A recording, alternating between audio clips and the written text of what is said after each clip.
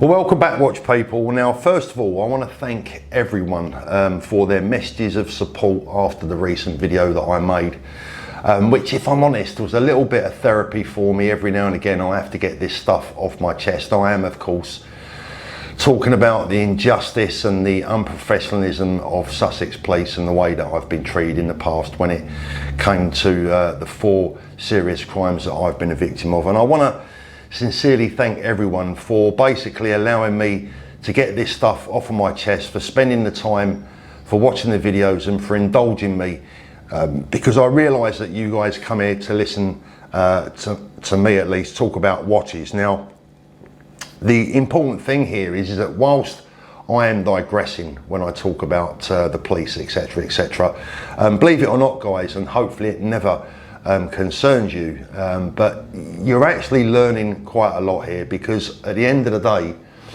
if you watch my videos and you're a fan of my channel, it's very likely that you're a watch owner. And if you are a watch owner, then unfortunately in today's world it makes you a target, and potentially every little bit of information that I give you relating to the police and their lack of willingness to investigate crime could one day concern you. Also, when I talk about self-defense, it's very important, especially in the UK, that you watch my videos and understand exactly how, as a regular good guy, as a regular citizen in the UK, how you are actually at risk. Now today, I want to go a little bit further talking on those subjects, and I think I've got a really interesting video for you coming up, guys. Once again, I'm going to have to refer to my phone, I'm afraid, because there's so many important points that I just don't want to miss. Now today, what I'm going to do is take you through some of the questions that you left me. And firstly, a lot of people suggested that I make complaints to the police and the authorities about their incompetence over the issues that I've had with them over the years. And in fact, look, guys, I've already done this on numerous occasions. And look, complaining to the police or the authorities about the police is a little bit like appealing to your opponent to admit that their goal was offside. It's simply not going to happen, and all it does is lead to further frustration. So complaining and making complaints really is not worth the paper that they're written on. And people have also asked me what I meant when I said that all senior police officials should need our vote to hold their positions. Well, that one's quite simple. It's my belief that all senior police officials in high positions should keep or lose their position democratically. In other words, they are elected or fired based on their results. And when I say results, I mean proper results. I don't mean results propped up by arresting kids in the local pound shop for stealing sweets. Now, after being a victim of a death threat recently that was basically ignored by the police, a few of you suggested that I follow the advice of the police officer in charge of that investigation and continue to report that crime online as he suggested. But look, let's be really clear on something here. Reporting a crime online in the UK these days is a little bit like writing a letter to Father Christmas. It might make you feel better, but ultimately nobody's reading it. Now, in the United States, at least in most states, they have something called the Castle Law or the Castle Doctrine. Now, I'm not going to go through these laws in depth because it would take too long, and they do differ from state to state. But these laws are well worth a read. They are available on Wikipedia. Because for me, at least, in general, they make total sense. And if we could have our own adaptation of the Castle Doctrine, I'm sure we'd all feel a lot safer and we'd all be able to sleep a lot better in our beds at home at night. Now, in the unfortunate situation the world finds itself in today, the bad guys must be rubbing their hands with glee. After all, when was the last time that it was normal and socially acceptable for people to be seen wandering around wearing masks and gloves? Their attire of choice. Now, they must be thinking it's happy days for them, and of course that puts us normal, regular, law-abiding citizens at even greater risk. And look, if you're the victim of violent crime in the UK, here are your basic and bottom line options when it comes to defending yourself. Option 1, you and your beloved family can accept your beating like good little boys and accept the rape, pillage and robbery at your home. You can then waste your time reporting that to the police, who will listen, smile, sympathise and yawn all at the same time while they issue you with a crime number before throwing your report over their shoulder into the nearest waste paper basket. Option 2, you can fight back, but be warned, if you do fight back, make sure that you don't hurt anyone, otherwise you may well face arrest. And be absolutely sure that if you use anything even remotely resembling a weapon, make sure that it's of a reasonable nature, whatever reasonable is supposed to mean when you're being attacked by a group of armed men. By the way, if you have any CCTV of the incident, I went through this in the last video, the last thing you want to do is show it to the police, because they will absolutely use that against you and turn you into the aggressor.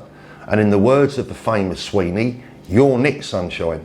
So ensure that the CCTV you make available to the police does not include your acts of bravery or self-defence, because they won't like it one little bit. And whilst the rest of the rational world will see you as a hero, the police will happily fill your collar and they won't lose a moment's sleep over it.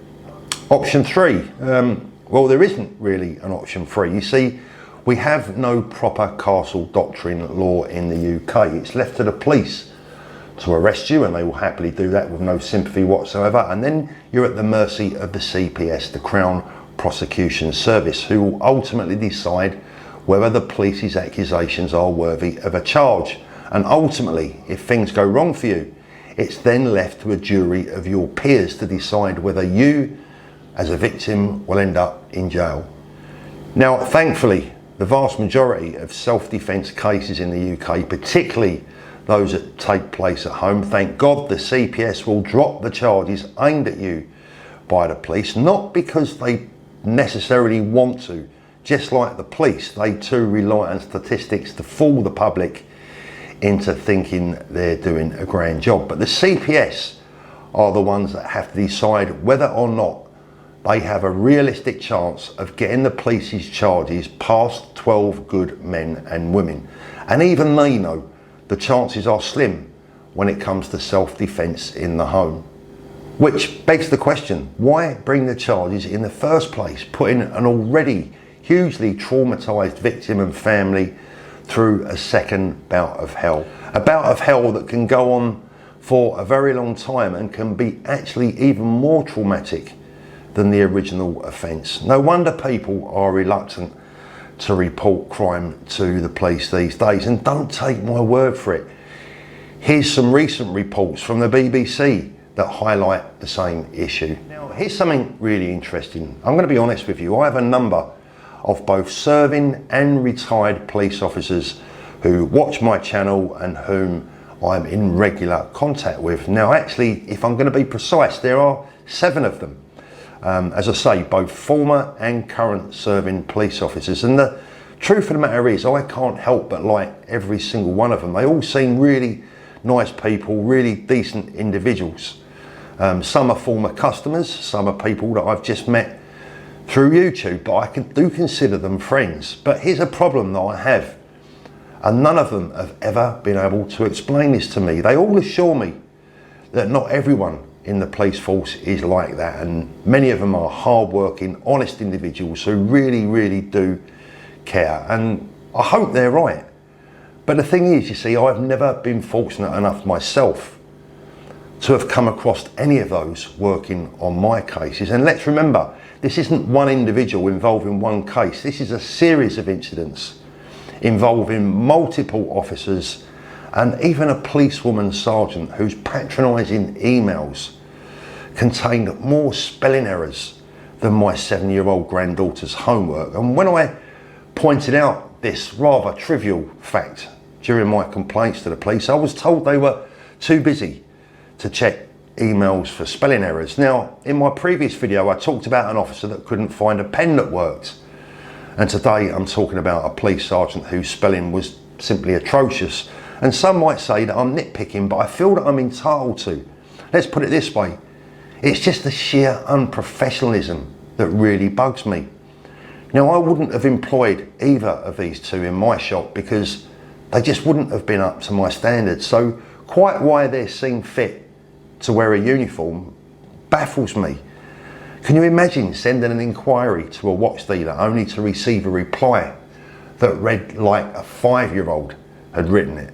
Now, here's one of the main points that I want to get over today, guys, and that is that from all the police officers that I've met during my time, they've all told me that they feel sorry for me, they sympathise with me, what's happened to me has been wrong, it's been unfair, it's been unjust. And they all inform me that they don't always necessarily like what they have to do and that they often disagree with their own orders. Now, my answer to them is this: if you don't agree with what your senior officers are telling you to do, why do you do it? Don't give me that old one about orders or keeping your job. What sort of job is it when your seniors are making you do things to people that you think are unjust and unfair? For example, what sort of job satisfaction can you get from arresting someone for the odious crime of defending his children against the vile acts of a paedophile, for example? And if you don't believe in what you're being made to do, it's quite simple. Don't do it. Refuse. Someone in the police forces up and down the country has to be big enough and man enough to stand up to what they truly believe in and stand up to their politically correct bosses and tell them as it is. This isn't what you signed up for. Be a man, be honest with yourself, be proud of the job that you're doing and be proud of the things that you'll be able to tell your children and your grandchildren when they grow up. And if you know in your heart that what you're doing is morally wrong, my question is, just at what point would you refuse to carry out your orders? When I was a kid, one of the first things that I learned at school was not to do things that were wrong just because someone else told me to do it. There is no excuse for doing the wrong thing, and we're all responsible for making our own decisions in life. Every single serving police officer should take note. The next time your sergeant tells you that today you're going to attend an address with a bailiff to ensure the peace isn't breached, when we really all know this means you're attending a property to ensure the bailiffs get their own way, how about telling your sergeant straight that you're not prepared to work for a private organisation that's going to go to a family home and bully the occupiers who may well just have financial issues? If you don't want to do that job, don't do it.